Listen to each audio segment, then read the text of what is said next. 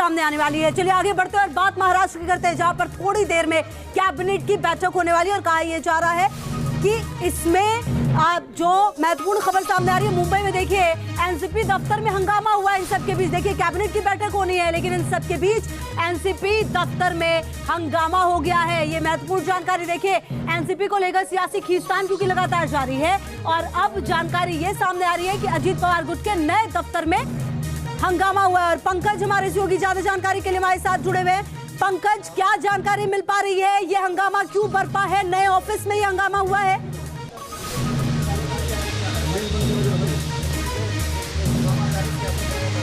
जी बिल्कुल, देखिए नया ऑफिस जिसका उद्घाटन आज ही होने वाला था, यहाँ पर जो अजीत पवार के समर्थक हैं उनके बीच, दो शरद पवार के जो समर्थक में हैं उनके बीच में यहाँ पर जो है हंगामा चल रहा है। हालांकि अभी हंगामे को शांत किया जा रहा है, लेकिन आपको बता दूं कि मैं इस वक्त सिल्वर ओक पर मौजूद हूँ। सिल्वर ओक ये शरद पवार का निवास स्थान है। यहाँ पर आज सवेरे से ही तमाम जो एनसीपी के जो नेता इस वक्त शरद पवार के साथ हैं, चाहे वो जयंत पाटिल हो, चाहे राजेश टोपे हो, चाहे वो रोहित पवार हो, ये तमाम लोग जो हैं वो आज सवेरे से यहाँ पर मीटिंग कर रहे थे। सुप्रिया सुले भी यहाँ पर मौजूद थी। कुछ देर पहले ही शरद पवार और तमाम ये नेता जो है वो यहाँ से निकले हैं। अब देखना ये होगा कि शरद पवार कहाँ जाते हैं, पार्टी ऑफिस जाते हैं या फिर वाईबी चौहान जाते हैं, क्योंकि कल रात से ही शरद पवार जो है वो एक्शन में दिखाई दे रहे हैं। लगातार उनके पार्टी में जो भी उठापटक चल रही थी, इस दौरान वो मुंबई में नहीं थे और इसी वजह से वो जो है वो सीधे जो है वो कोई एक्शन नहीं ले पा रहे थे। लेकिन अब शरद पवार मुंबई में है, तो देखना ये होगा कि अब क्या उद्धव ठाकरे से बातचीत होती है। ठीक है पंकज, आप रहिए हमारे साथ, महत्वपूर्ण जानकारी दे रहे हैं आप। और इसी बीच जो एक और महत्वपूर्ण जानकारी आ रही है वो आपको बता दें, जहां पर आज कैबिनेट की बैठक थोड़ी देर में होने वाली है मुंबई में। और देखिए इसमें कहा यह जा रहा है कि अजीत पवार भी शामिल हो सकते हैं, अजीत पवार भी कैबिनेट बैठक में शामिल होंगे। ये बड़ी जानकारी सामने आ रही है। अजीत पवार गुट के 8 मंत्री भी शामिल होने वाले हैं इसमें। शरद पवार के घर पर हुई बैठक खत्म हो चुकी है, तो देखिए ये बड़ी जानकारी सामने आ रही है। महाराष्ट्र कैबिनेट की बैठक और इस बैठक में क्या कुछ होगा, ये महत्वपूर्ण 2 तस्वीरें हैं आपके लिए स्क्रीन पर। कैबिनेट मीटिंग में देखिए अजीत पवार कैबिनेट विस्तार पर चर्चा हो सकती है और आगे की रणनीति क्या कुछ होगी महाराष्ट्र में। दोनों ही तरफ आप देखिए, अगर एनसीपी की बात करें तो अब चर्चा लगातार हो रही है। लगातार जनप्रतिनिधि जो हैं आपस में एक दूसरे से मिल रहे हैं और लगातार देखिए अभिषेक भी हमारे सहयोगी अब हमारे साथ जुड़े हुए हैं। अभिषेक पांडे, देखिए जिस तरीके से ये कैबिनेट की बैठक होगी, इसमें कहा यह जा रहा है कि विस्तार होना है। हालांकि थोड़ी देर पहले हंगामे की भी खबर सामने आई। इन सब के बीच आज क्या कुछ महत्वपूर्ण हो सकता है?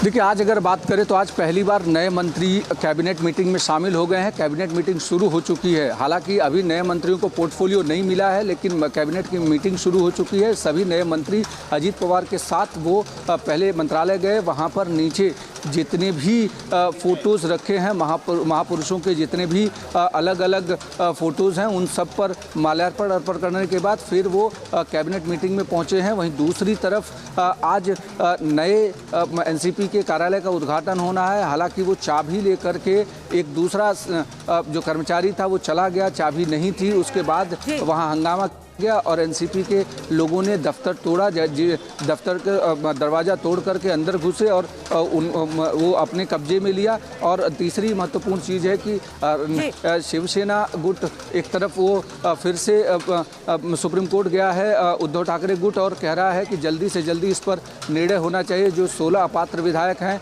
वहीं तीसरी तरफ इम्पॉर्टेंट ये है कि आज शरद पवार की तरफ से भी अध्यक्ष को दबाव बनाया जा रहा है कि जल्दी से जल्दी इस पूरे मुद्दे को लेकर के डिस्क्वालिफिकेशन का प्रोसेस शुरू करें। लगातार नजर रहेगी। बहुत शुक्रिया आप दोनों का इन तमाम जानकारियों के लिए हमारे साथ जुड़ने के लिए। देखिए शरद पवार ने जिस तरीके से इस पूरे राजनीतिक जो भी हलचल हुई उस पर वो एक्शन मोड में है। अजीत पवार ने बगावत जरूर की, लेकिन अब इसके बाद क्या कुछ होगा महाराष्ट्र की राजनीति में, ये देखना महत्वपूर्ण है। देखिए एक रिपोर्ट।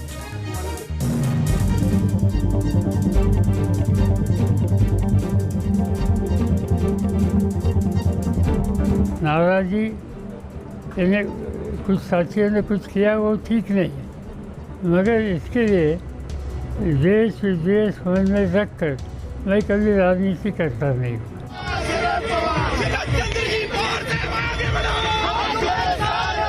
आहे निवडणूक आयोगाला आहे। निवडणूक आयोग त्या ठिकाणी सांगतो की पक्ष कुणाकडे, चिन्ह कुणाकडे, त्या संदर्भामध्ये आपल्याला त्या ठिकाणी कळेल. आम्ही म्हणजेच पक्ष आहोत.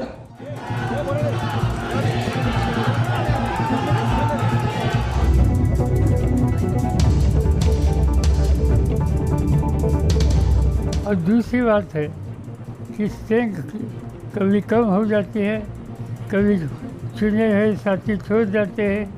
ये बात शायद आप लोगों को नहीं होगी और मुझे खास एक्सपीरियंस ऐसे चीज़ों के बारे में 2-3 बार हुआ है. मुंबई में बागी भतीजे को मराठा छत्र शरद पवार ने अपनी जमीनी हकीकत, अपनी जमीनी ताकत दिखाई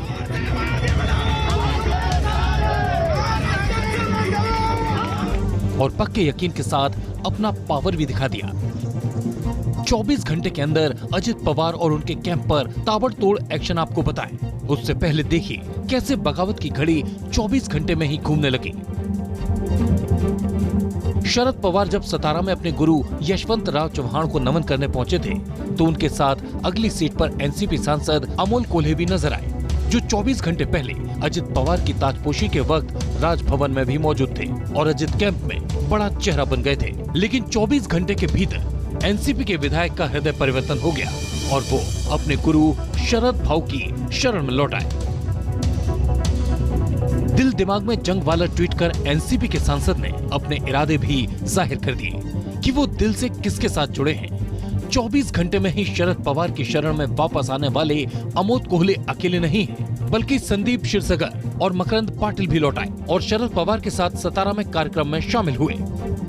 बगावत के पीछे सारा जोर नेताओं के नंबर और निशान का है.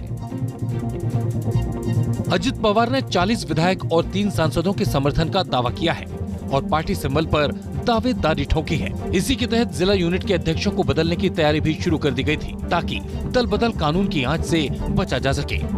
मुंबई में डिप्टी सीएम अजित पवार ने विधायकों की पहली बैठक की और इसी बैठक को भविष्य की तैयारियों से जोड़कर देखा गया.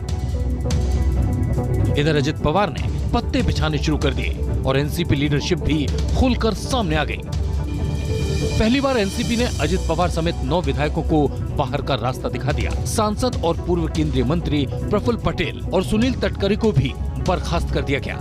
जिस वक्त शरद पवार सतारा में थे उसी वक्त एनसीपी की ये चिट्ठी आई और इस एक्शन के चलते अब एनसीपी के बर्खास्त नेता पार्टी सिंबल का इस्तेमाल नहीं कर पाएंगे और न ही पार्टी से जुड़ा कोई फैसला ले पाएंगे. एनसीपी लीडरशिप के इस एक्शन को सिंबल को बचाए रखने का पहला कदम माना जा रहा है और साथ ही साथ अजित पवार कैंप को बड़ा झटका भी.